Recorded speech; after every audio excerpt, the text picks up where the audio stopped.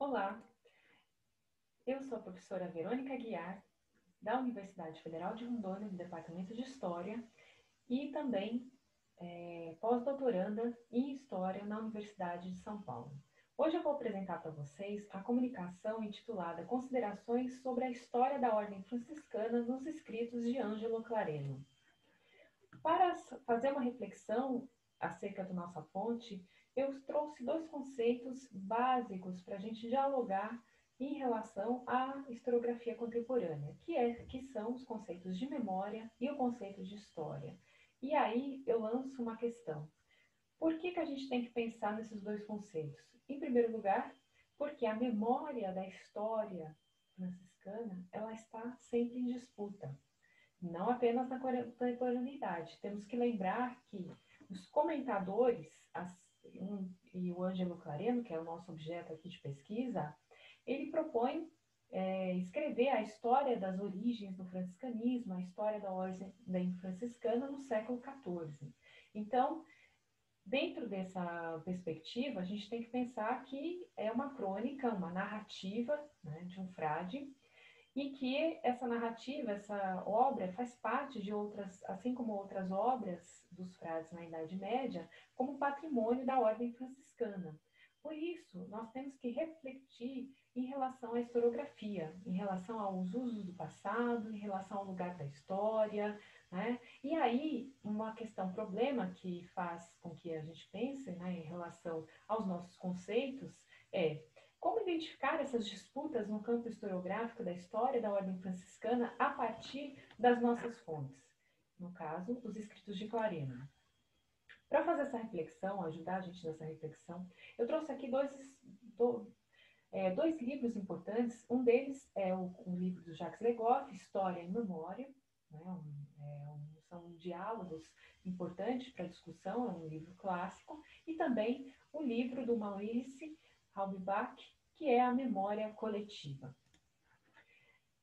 Selecionei dois trechos dos livros para a gente discutir, né? No caso do Jacques Le Goff, eu trouxe um trecho do capítulo Memória, na qual ele diz: a memória, na qual cresce a história, que por sua vez a alimenta, procura salvar o passado para servir ao presente e ao futuro. Devemos trabalhar de forma que a memória coletiva sirva para a libertação e não para a servidão dos homens. Um trecho do Maurice Halbach, que eu trouxe do livro A Memória Coletiva, né? Peguei do capítulo 1, ele diz: cada memória individual é um ponto de vista sobre a memória coletiva, que este ponto de vista muda conforme o lugar que ali eu ocupo, e que este lugar mesmo muda segundo as relações que mantenho com os outros meios. Além dos dois autores, eu acho que é importante a gente também discutir o conceito de consciência histórica. E aí eu pego Jorn Hyssen, né? Então, no Brasil, a gente tem uma coleção intitulada Jorn Hyssen e o Ensino de História, na qual uma coletânea de vários autores, e que aí é importante para a gente refletir esse conceito, né? Então, peguei três sentidos aqui para pensarmos. O primeiro deles é a consciência de que nós somos agentes históricos, ou seja, nós fazemos parte da história, né? A história ela tem que ser empoderada, né, por aqueles que a utilizam. Segundo sentido é a consciência do que é o passado social, econômico, político da região, do país, do estado de onde você vive. Por quê? Porque a gente tem que refletir a questão da formação de cidadania. E também pensarmos a organização do ensino, né? O que nós aprendemos, o que nós ensinamos, de que forma que nós ensinamos.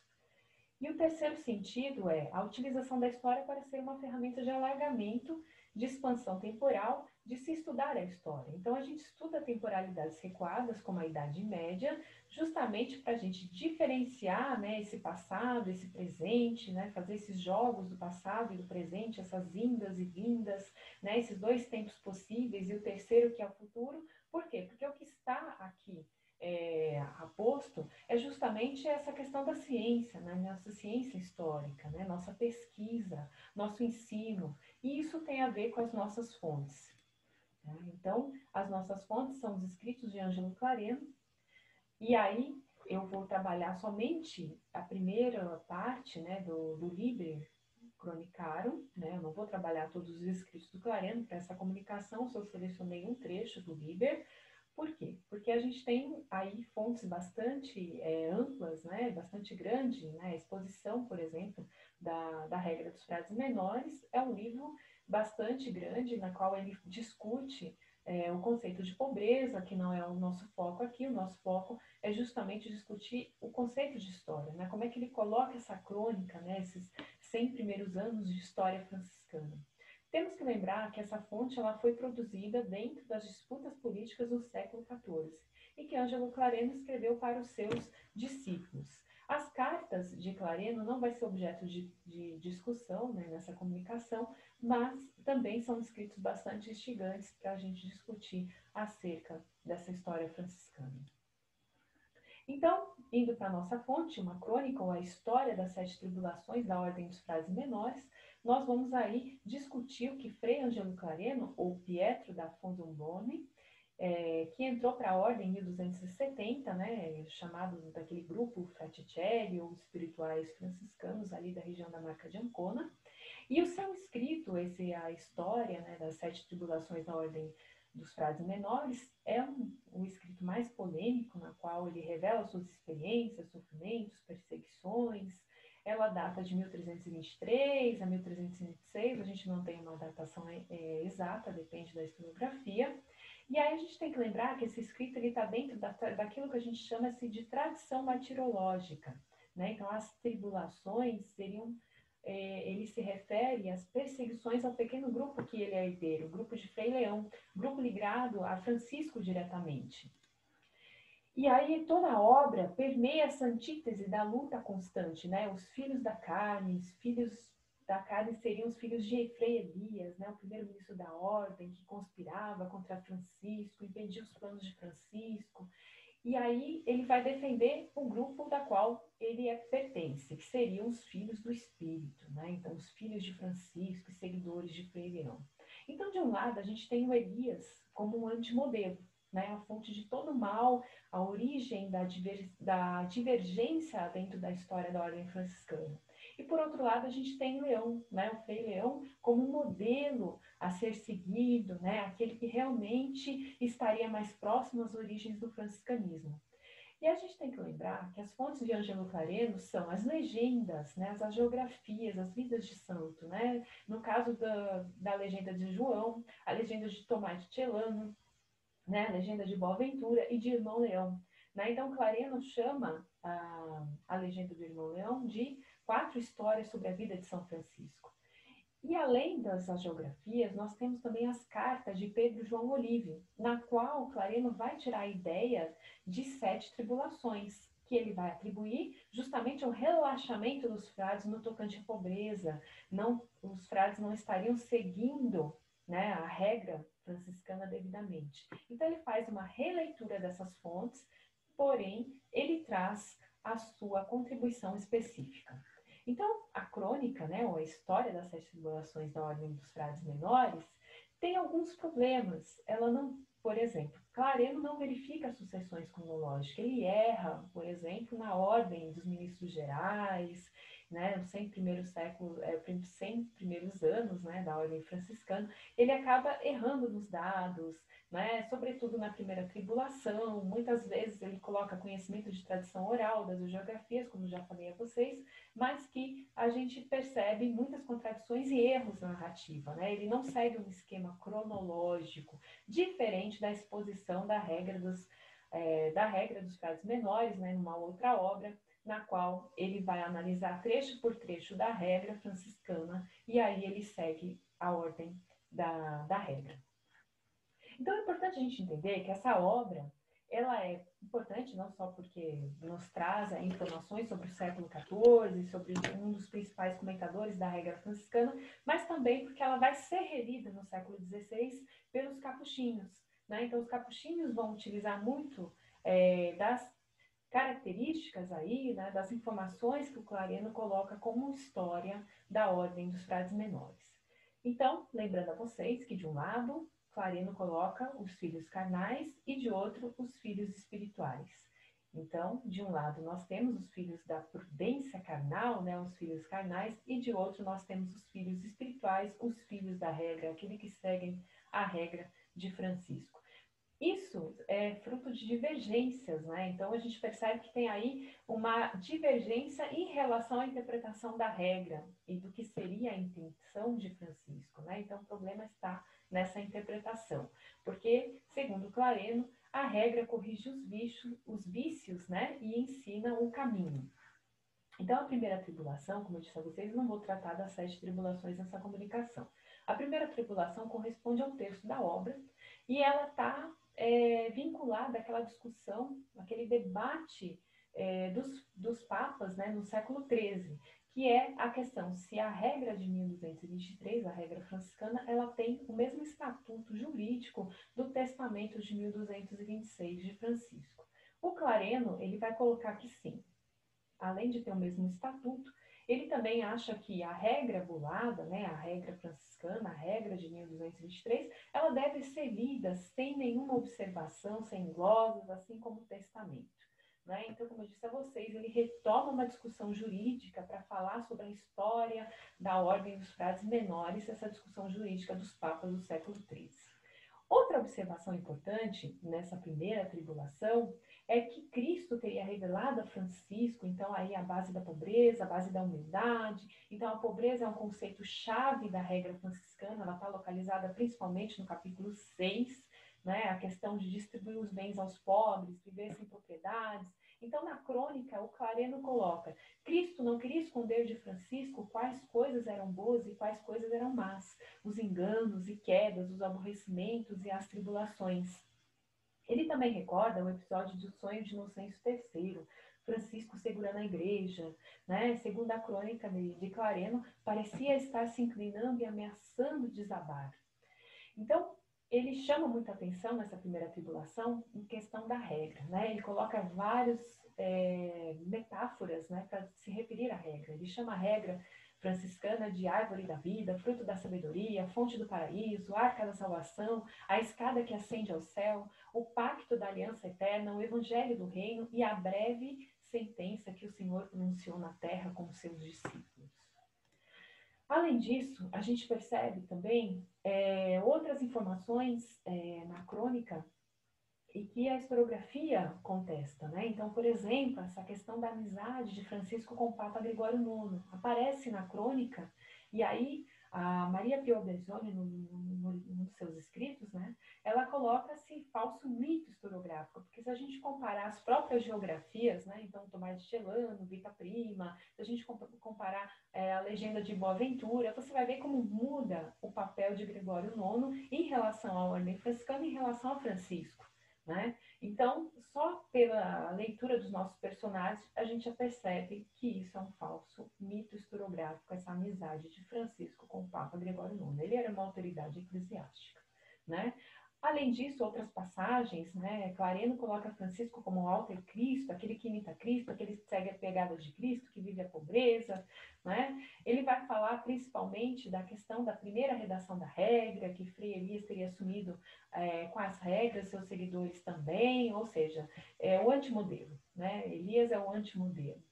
E aí, na redação da segunda regra, novamente na montanha, né, Francisco, lá recebendo as orientações do dedo de Deus vivo para escrever, né, a regra.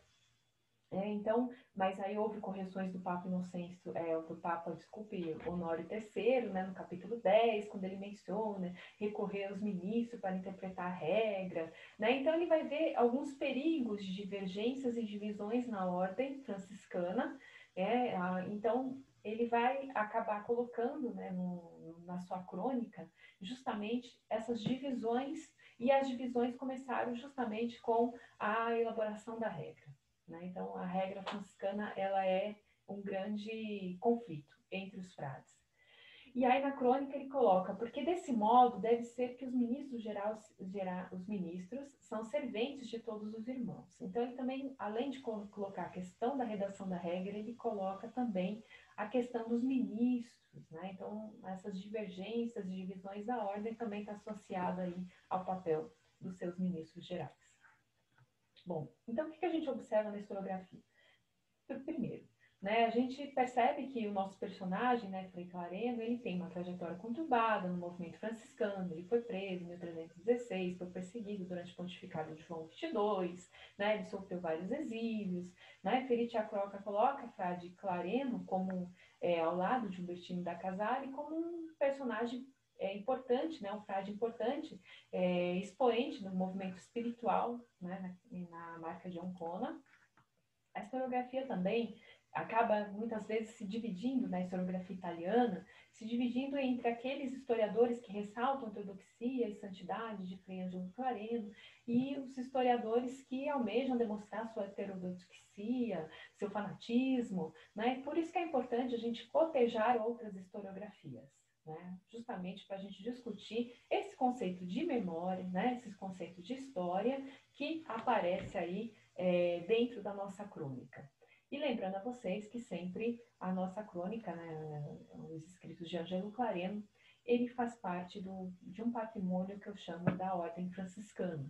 E aí a gente percebe essa divergência da historiografia italiana, principalmente nas atas do Congresso Internacional de Estudos Franciscanos que acontece na cidade de Assis, na Itália.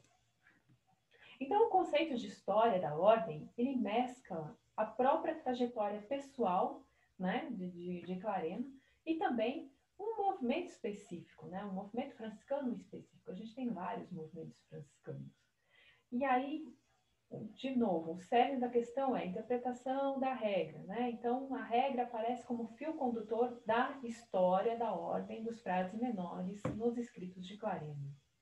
Então, a interpretação da regra, ela é um problema, né? Porque gera muita discussão, e aí o que seria a verdadeira intenção de Francisco, né? Então, muitas vezes, a verdadeira intenção de Francisco acabam sendo esfumaçadas pelas inúmeras concessões de privilégios dados à ordem dos menores, né? Então, Clareno, ele vai dizer que uma parte das interpretações dos papas, né, no século XIII, ajudou ao relaxamento do segmento da pobreza dentro da ordem.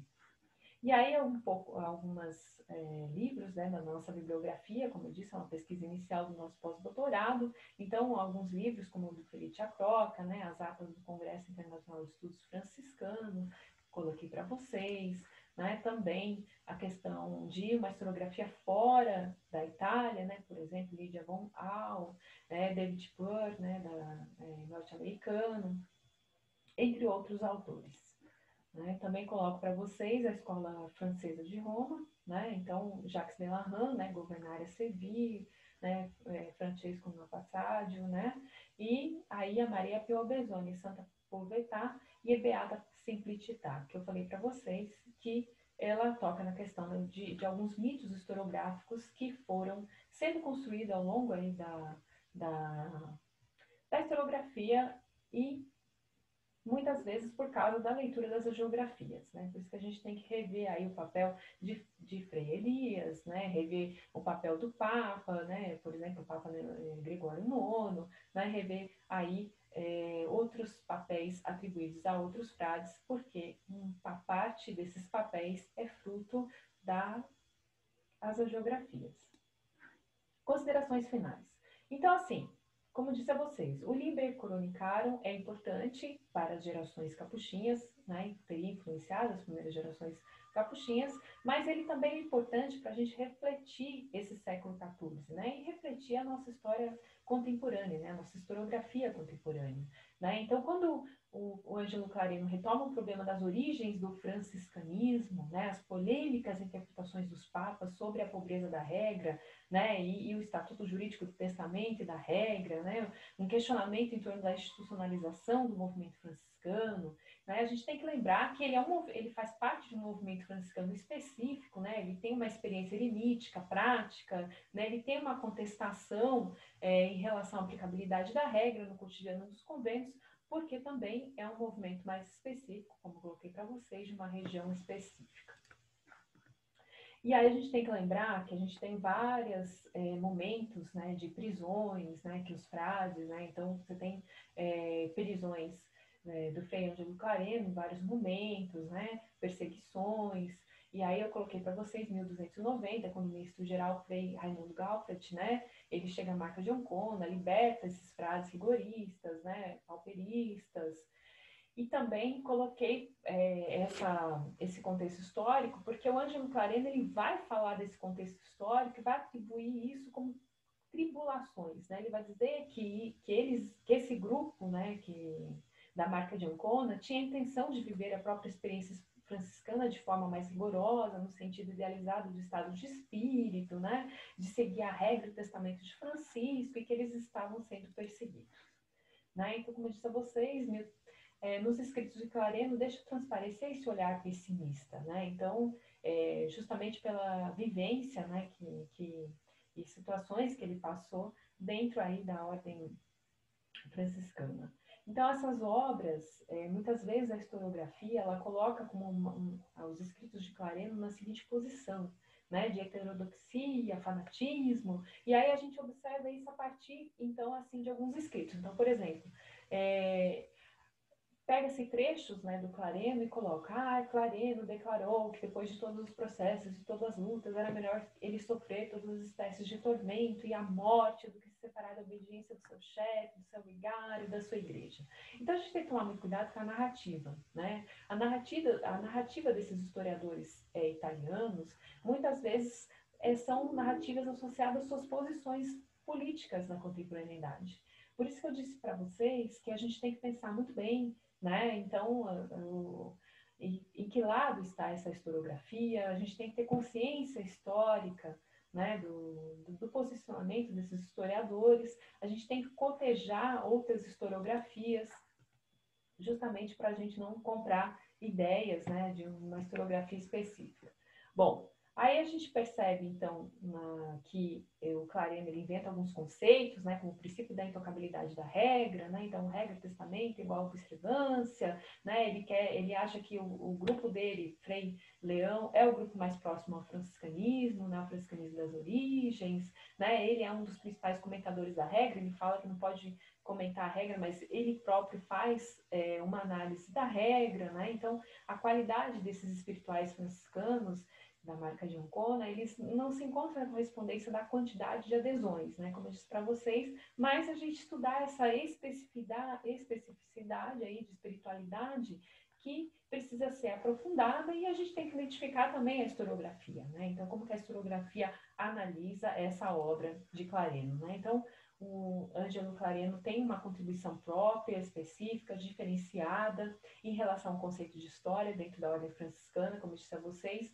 A gente tem que dialogar esses conceitos de história e memória, essas controvérsias da Idade Média, para a gente refletir o nosso momento atual, né? Por isso eu trouxe a questão do conceito, né, de história, conceito de memória, e também o conceito de consciência histórica, né? Porque, como eu disse, a história ela tem que ser empoderada, né? Ela tem que trazer uma formação cidadã, a gente tem que aprender a entender esses usos do passado, né? Esses discursos polarizados que a gente tanto vê aí na mídia, para não distorcer a história, né? Então, a história da ordem franciscana, ela é uma história bastante diversa, bastante complexa, né?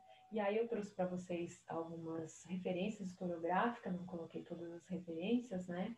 Mas é importante a gente fazer essa reflexão em torno do conceito de história e memória, que ele não é uma discussão nova, né? É um diálogo antigo, mas que ainda permanece aí importante para a nossa discussão. E aqui eu encerro a minha comunicação e agradeço a todos pela paciência. Obrigada.